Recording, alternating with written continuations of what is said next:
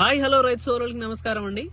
So present వచ్చేసి మనము ఏదైతే లాస్ట్ డోస్ వచ్చేసి వారధి అగ్రిటెక్ వాళ్ళది వారధి స్ప్రే చేశాము, దానికి గానీ వస్తున్నటువంటి రిజల్ట్ ఏంటో ఈ వీడియోలో నేను క్లియర్ కట్ గా చూపిస్తున్నాను. చూసినటువంటి ప్రతి రైతు మిత్రుడైతే ఒక లైక్ చేయగలరు.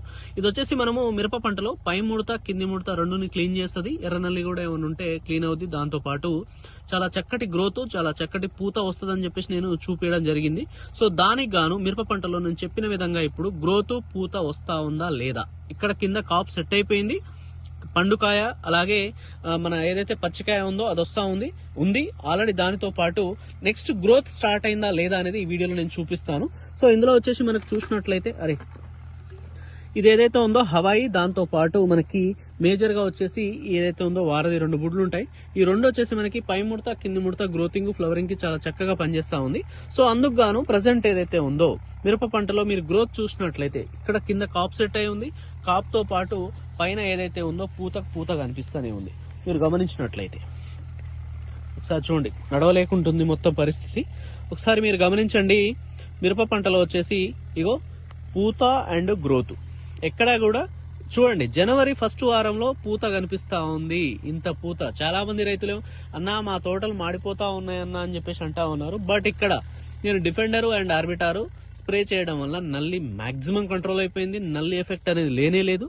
దానితో పాటు ఇక్కడ మీరు గమనించినట్లయితే చాలా చక్కటి కాపు కనిపిస్తా ఉంది. దాని తర్వాత కింద పూత కనిపిస్తా ఉంది.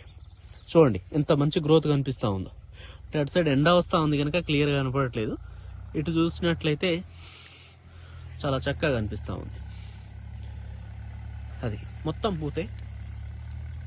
ఈ టైంలో చూడండి పూత ఎలా కనిపిస్తా ఉంది. జనవరి ఫస్ట్ వారము ఇలా ఉంది. సో ఇలా ఉన్నటువంటి తోటని ఏదైతే మనం వారధి స్ప్రే చేసామో అది స్ప్రే చేసిన తర్వాత ఒక మంచి గ్రోత్ వచ్చింది. ఆ వచ్చిన గ్రోత్ మీద ఇగో ఇలా పూత వస్తా ఉంది.